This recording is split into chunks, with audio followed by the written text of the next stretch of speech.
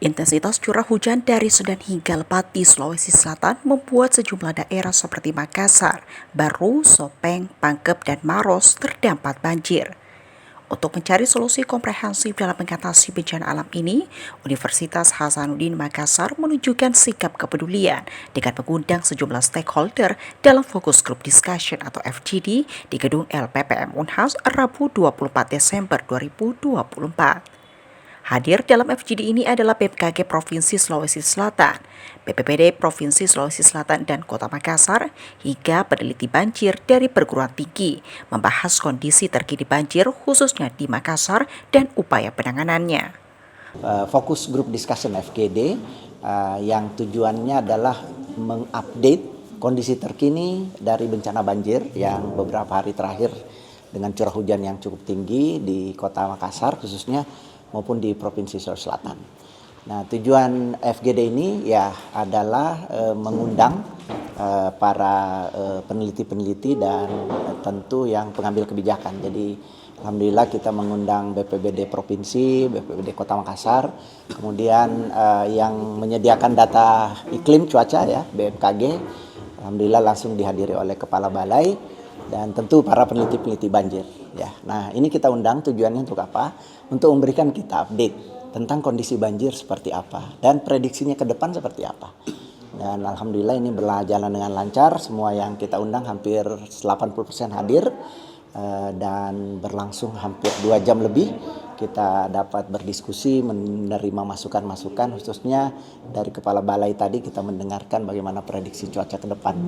Di peta bisa kelihatan bagaimana sampai Januari ke depan kita masih akan berharap bahwa hujan akan tetap curah hujan semakin tinggi. Peneliti Universitas Hasanuddin Profesor Faruk Marikal menekankan pentingnya tata kelola drainase. Disebutnya Kota Makassar yang hanya memiliki 2 kolam retensi, meminta pemerintah mengupayakan agar menyediakan setiap kecamatan yang ada. Selain itu, banyaknya okupasi lahan yang semula bagian dari drainase menjadi pemukiman, sehingga saluran tersumbat yang menyebabkan terjadinya banjir. Dinilai Faruk Marikal, banyaknya pembangunan pada daerah cekungan seperti Manggala, Biringkanaya, dan Tapalanrea tak jadi masalah selama ada strategi penanganan banjir yang tepat. Namun, itu belum diatasi pemerintah. Jangan kita selalu seperti pemadaman kebakaran. Nanti terjadi baru kita kasakusuk. Seharusnya yang kita pikirkan adalah bagaimana mengantisipasi sebelum terjadi banjir. Ya misalnya saja, sebelum musim penghujan semua kanal, semua drainase dibersihkan supaya dia optimal. Sekarang kan drain-drain itu rata-rata cuma 30%. Itu yang pertama. Yang kedua, semua penampungan itu sebelum musim hujan dikosongkan. Artinya dikurangi dia punya beban. Dan saya lihat itu beberapa upaya yang dilakukan seperti bendungan Bili-Bili, sebelum hujan itu dia sudah mulai kurangi dia punya volume. Jadi pada saat banjir dia bisa tahan. Nah, yang jadi persoalan ini kan adalah di perkotaan. Karena kita tidak punya kolam-kolam retensi yang memadai. Di Makassar saja ada 2, Nipa-Nipa dan Pampang. Tapi itu kan ya kapasitasnya terbatas. Oleh sebab itu kalau mau Makassar ini aman dari banjir, kita perbanyak yang namanya kolam retensi. Kalau perlu setiap kecamatan minimal punya 1, ya minimal. Ya kalau lebih dari itu lebih bagus lagi. Pihak BMKG memaparkan curah hujan tertinggi mencapai 335 mm di Kabupaten Baru.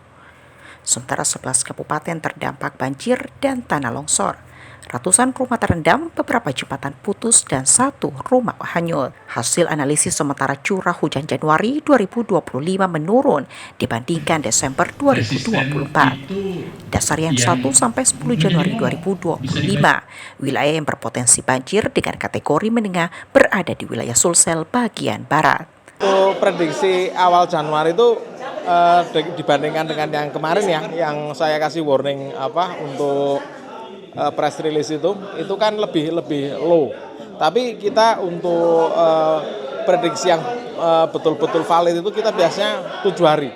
7 hari kita akan melakukan prediksi dengan analisa dengan sistem yang ada di BMKG, sehingga dalam 7 hari ke depan kita bisa memprediksi dengan lebih detail. Kalau untuk hanya curah hujan yang kita prediksi dasarian itu biasanya kita belum tahu persis dari dasarian itu di hari keberapa dia akan banyak. Jadi kan itu per 10 harian ya.